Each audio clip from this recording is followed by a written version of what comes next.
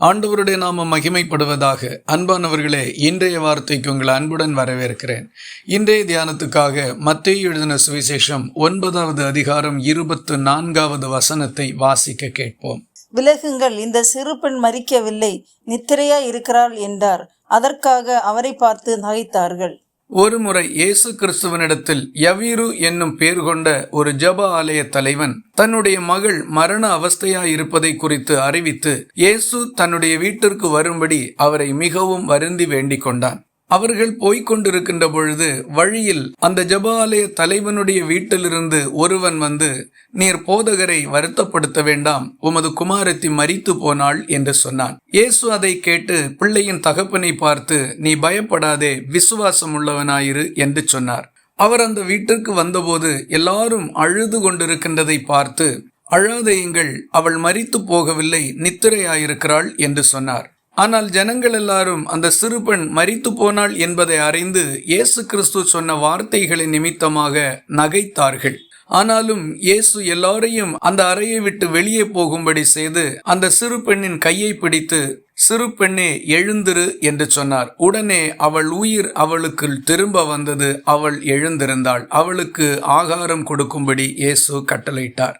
இந்த நிகழ்விலே அந்த சிறு பெண் மரிக்கவில்லை, நித்திரையாயிருக்கிறாள் என்று இயேசு சொன்ன வார்த்தையை கேட்டு அங்கே கூடியிருந்த எல்லா மனிதர்களும் நகைத்தார்கள். ஆனால் இயேசு ஒரு மாபெரும் அற்புதத்தை அங்கே நிறைவேற்றினார். அன்பானவர்களே, ஒருவேளை உங்கள் வாழ்க்கையிலும் நீங்கள் சந்தித்துக் கொண்டிருக்கின்ற காரியங்களிலே உங்கள் விசுவாச வார்த்தைகள் பிறர் நகைக்கிறதற்கு ஏதுவாக காணப்படக்கூடும். அல்லது ஆண்டவர் உங்களுக்கு சொன்ன வார்த்தையோ வாக்கு தத்துவமோ அல்லது தேவனுடைய வார்த்தையின் பேரில் நீங்கள் கொண்டிருக்கக்கூடிய நம்பிக்கையின் அனுபவமோ பிற மனிதர்களுக்கு நகைப்புக்கும் பரியாசத்துக்கும் ஏதுவாக காணப்படக்கூடும்.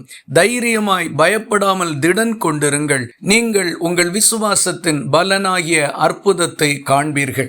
எப்படி எல்லாருடைய நகைப்புக்கும் அப்பால் இயேசுவால் ஒரு அற்புதத்தை செய்ய முடிந்ததோ அதுபோல பிறருடைய நகைப்புக்கு அப்பால் உங்கள் வாழ்க்கையிலே ஆண்டவருடைய அற்புதம் எதிர்பார்த்திருக்கின்றது. திடன் கொண்டிருங்கள், சீக்கிரத்தில் அதை பெற்றுக்கொள்வீர்கள். கர்த்தருடைய நாமம் மகிமைப்படும். இந்த வார்த்தைகள் இந்த நாள் முழுவதும் உங்களுக்கு ஒரு ஆசீர்வாதமாய் இருப்பதாக. ஜெபிக்கலாமா?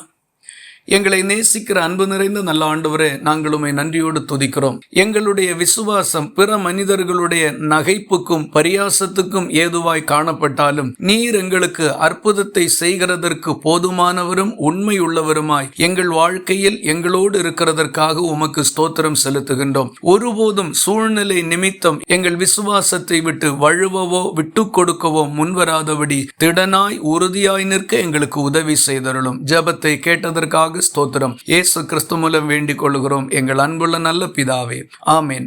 கர்த்தர் தாமே உங்களை ஆசீர்வதிப்பாராக.